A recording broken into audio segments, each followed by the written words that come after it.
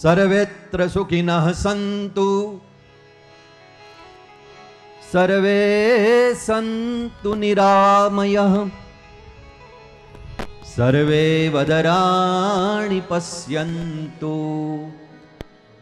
મા કશ્ચિદ દુઃખમાં ભવેત. આ દેશના આર્ય ઋષિઓએ પહેલેથી એવું પ્રગટ કરેલું છે કે જગત આખાનું કલ્યાણ થાય ને એવું કંઈક પ્રાપ્ત થાય તો પોતાના પૂરતું ન રાખવું, પોતાના પરિવારજનોને આપવું, પછી આડોશી પાડોશીને આપવું, પછી સગાવાલા કુટુંબીજનોને આપવું, પછી પોતાના ગામની અંદર આપવું, આજુબાજુના પરગણાની અંદર આપવું, પોતે રહેતા હોય ત્યાં રાજ્ય સુધી આપવું.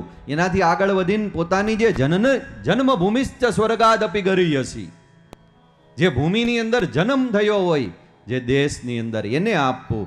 અને એમ કરતા કરતા દેશનો ઋષિ કહે છે કે પછી ગમતું કાંઈ એવું જગતનું કલ્યાણ કરે એવું કાંઈ પ્રાપ્ત થઈ જાય ને તો દેશના સીમાડાને ઓળંગી અને વિશ્વના સુધી પહોંચાડવું. કારણ કે વસુદૈવ કુટુંબકમ, આખું વિશ્વ છે ને એ મારા કૃષ્ણનું ભગવતીનું કુટુંબ છે સાહેબ.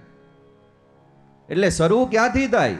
આપણા વ્યક્તિના કલ્યાણથી, વ્યક્તિ નિર્માણથી શરૂ થાય અને વિશ્વ નિર્માણ સુધીની આ યાત્રા છે ભાગવતની. અને પરિણામે નિવૃત્ત મુનિ નિરતમ મુનિ, નિવૃત્તિની અંદર હતા એવા સુખદેવજી મહારાજે વિચાર કર્યો છે કે મારું કલ્યાણ થઈ ગયું, ભાગવત મને પ્રાપ્ત થયું એનાથી, પણ આ કલ્યાણ બીજાનું કરે એટલે મારે હવે આ કથાને ગાવી છે ને એના માટે એને શ્રોતાની પ્યાસ છે કે કોઈક શ્રોતા મળે મને. ભાગવતના ઉત્તમ શ્રોતા કોણ છે? શ્રી પરીક્ષિત મહારાજ છે. એની કથાની અંદર શ્રી સુત પુરાણી મહારાજ આપણને લઈ જાય છે અને ભાગવતજીની અંદર પહેલા સ્કંદની અંદર પરીક્ષિત મહારાજની જે કથા આવે છે ત્યાં મહાભારતની દિવ્ય કથાનો પ્રારંભ થાય છે. જગત આખાનું કલ્યાણ કરાવવા માટે ભગવાને ધર્મ યુદ્ધ કરાવ્યું કૌરવો અને પાંડવોની વચ્ચે, ધર્મની સ્થાપના માટે, દુષ્ટોના સંહાર કરવા માટે. કે જે મહાભારત છે એને પંચમ વેદ કહેવામાં આવે છે. 1,00,000 શ્લોક છે મહાભારતની અંદર. વિદ્વાનો તો એમ કહે છે કે આખા બ્રહ્માંડમાં જે કાંઈ છે ને સ્થાવર જંગમ જે કાંઈ સૃષ્ટિની અંદર એ બધાનું વર્ણન મહાભારતમાં છે. અને જો મહાભારતમાં ન મળે તો આપણે સમજવાનું કે એ પછી છે નહીં. આવું મધ્ય મહાભારત કે જેના મધ્યની અંદર યોગેશ્વર કૃષ્ણ અર્જુનના રથના સારથી બની અને ધર્મ યુદ્ધની લગામ પોતાના હાથમાં રાખીને બેઠા છો. અર્જુનના રથની લગામ છે ને ઈ કોઈ ઘોડાની લગામ નથી સાહેબ, એ રથની લગામ નથી, એ તો ધર્મની લગામ છે. યોગેશ્વર કૃષ્ણ કહે કે હું ધર્મના માટે આવ્યો છું અને ત્યારે ધર્મની લગામ મારે રાખી અને આ ધર્મ યુદ્ધ કરાવવાનું છે.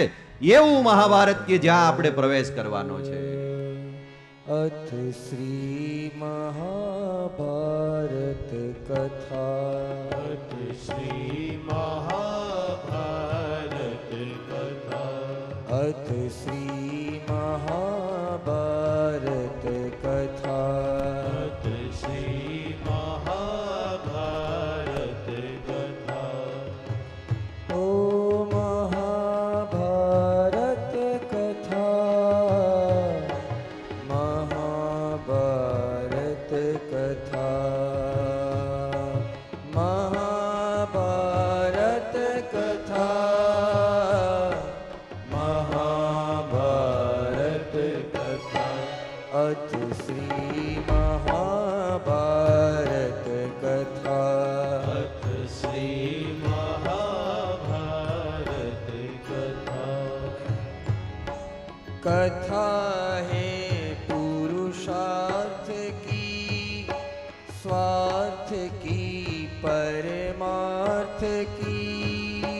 कथा है पुरुषार्थ की, स्वार्थ की, परमार्थ की.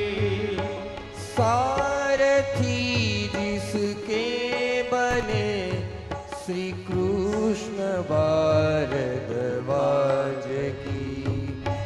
शब्द घोषित हुआ, शब्द सार्थक सर्वदा.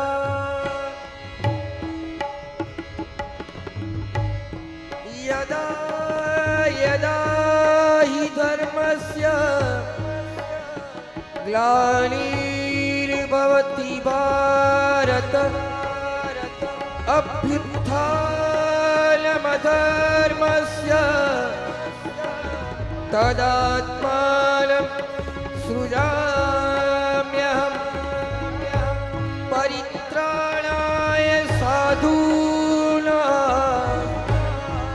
विनाशाय च दुष्कृता धर्म संस्थापनार्थाय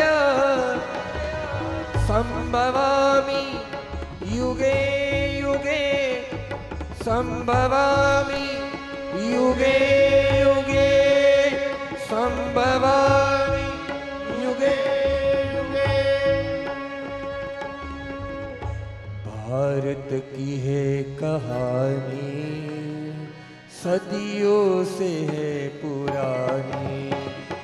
भारत की है कहानी सदियों से। भाव से गाइए सब लोग।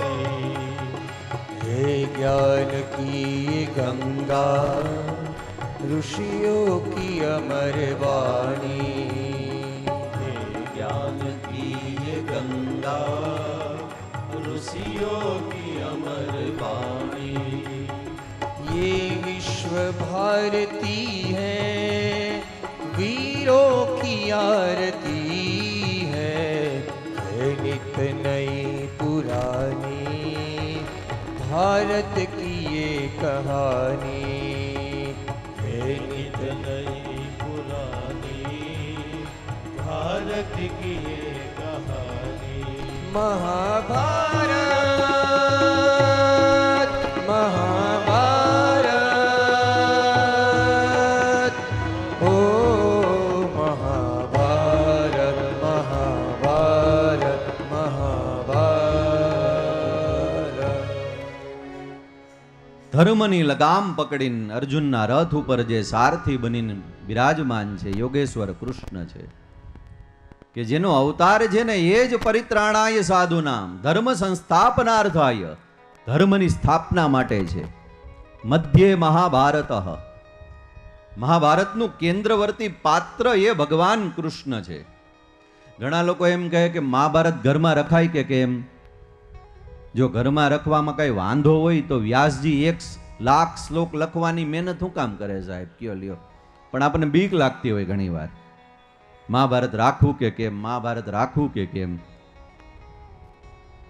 4 વેદ 6 શાસ્ત્ર ને 18 પુરાણ છે ને આપણે ત્યાં, એમાંનું એક મહાભારત છે. મહાભારત રખાય કે કેમ? જવાબ એટલો જ દેવો જોઈએ આપણે કે જીવનમાં જો મહાભારત નો આપણે કરવું હોય ને તો મહાભારત ઘરે રાખવું જોઈએ સાહેબ. મહાભારત ઘરમાં નથી ને એટલે જ જીવનમાં મહાભારત થાય છે. કેમ? તો કે રામાયણ છે ને એ આપણને શું શીખવાડે છે? How to live life. જીવનને કેમ જીવાય એ જો તમારે શીખવું હોય તો રામાયણ શીખવાડે. શું કરાય એ શીખવું હોય તો રામાયણ શીખવાડે, અને શું ન કરાય એ શીખવું હોય ને તો મહાભારત શીખવાડે છે આપણને. આ બે વસ્તુ સમજણમાં આવવી જોઈએ. ગાડીને હલાવવી હોય આપણે એટલે લીવર દેતા આવડે આપણને, એ બરાબર છે. લીવર દઈએ એટલે ગાડીની ફણકી લાગે ને રાજકોટ પહોંચી જાય. પણ પછી બ્રેક મારતા ન આવડે તો આજી ડેમે ન આવે. એ પેલા જ ગડગોઠિયું ખાઈ જાય. ભાઈ ફોન કરવા જેવો રે કે કેમ મારો રામ જાણે કે આજી પેલા ગડગોઠિયું ખાધું છે. લીવર દેતા તો બધાને આવડે. રામાયણ લીવર છે જીવનનું. હાઉ ટુ લીવ લાઈફ, કેમ જીવન જીવવું. પણ મહાભારત છે ને એ બ્રેક છે કે આ કરાય ના ન કરાય. કૌરવોએ ન કરવાનું કર્યું ને પરિણામ એ આવ્યું. કાલ વ્યાલ મુખગ્રાસ ત્રાસ નિર્ણાંશ હેતવે હતા હો પાંડવો હતા 5, પણ છતાં કાળ એનો કોળિયો કરી ગયું. કેમ? એને ખબર ન રહી કે શું ન કરાય. આ દેશના ઋષિએ 1,00,000 શ્લોક લખ્યા ભગવાન મહર્ષિ વેદ વ્યાસજીએ. એ કઈ ટાઈમ પાસ કરવા તો નહીં લખેલા હોય ને. એના પાને પાને છે ને માર્ગદર્શન છે જીવનનું.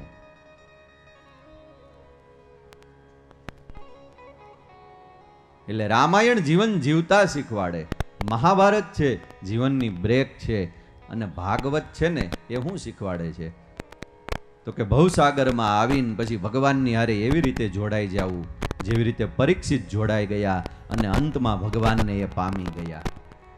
કારણ કે બડે ભાગ માનુષ તનુ પાવા, જન્મ જન્માંતરના પુણ્યના ઉદયે આપણને મનુષ્ય જન્મ પ્રાપ્ત થાય છે, અને એ પ્રાપ્ત થયા પછી જો આપણે ચૂકી ગયા તો ચીડિયા ચૂક ગઈ ખેત ફિર પછતાને સે ક્યાં. પછી તો શું થાય? પુનરપી જનનમ પુનરપી મરણમ પુનરપી જનની જઠરે શયનમ.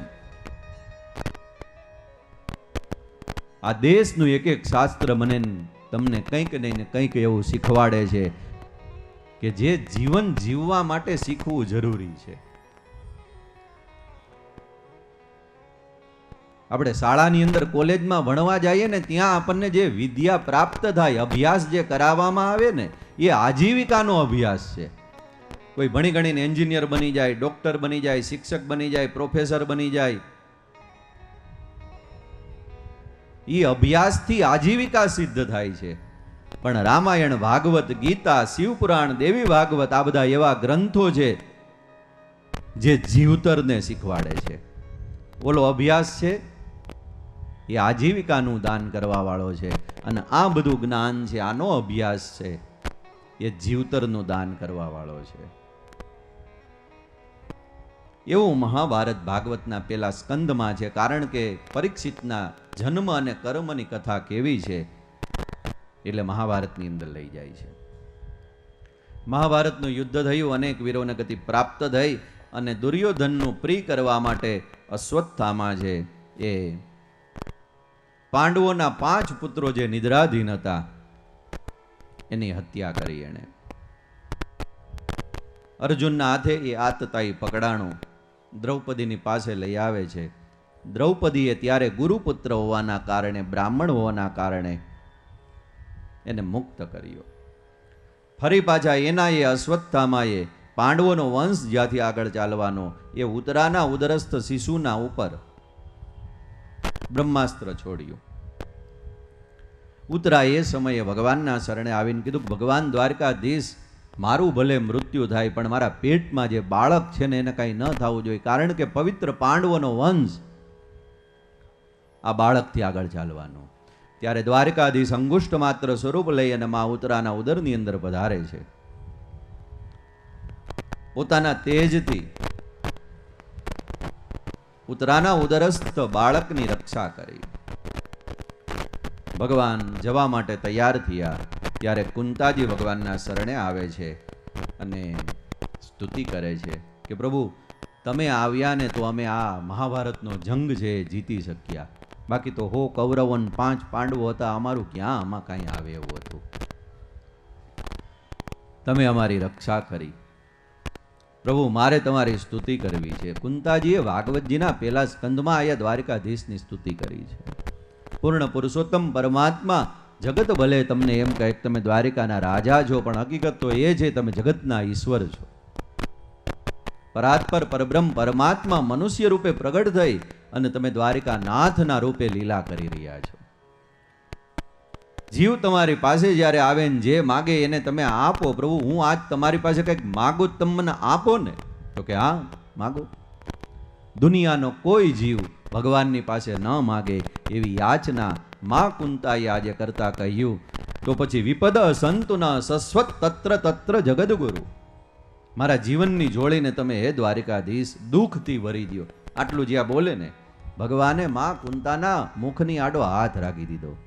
ફૈબા, હું માગો છો તમે? મારી પાસે જીવ આવે ને તો સુખ માગે, કઈ દુઃખ થોડું માગે. તો કહે કે ના ના, સમજીને માગું છું. કેમ? તો કે અમારા જીવનમાં જ્યારે સુખ હતું ને ત્યારે તમે દ્વારિકાથી નથી આવ્યા, પણ અમારા જીવનમાં દુઃખ આવ્યું ને ત્યારે વગર બોલાવીએ તમે આવ્યા છો. અમારા માટે એ દુઃખ છે જે એની બલિહારી છે. જો અમને દ્વારિકાધીશના દર્શન થતા હોય, હો સુખ પર સીલા પડે જો રામ હૃદય से बुलाए, मुझे तो वो दुख की बलिहारी जो पल पल राम जपाई. મારે તો એવું દુઃખ એ મારા માટે સુખ છે જો એનાથી તમારા દર્શન થતા હોય, તમારું સ્મરણ થતું હોય,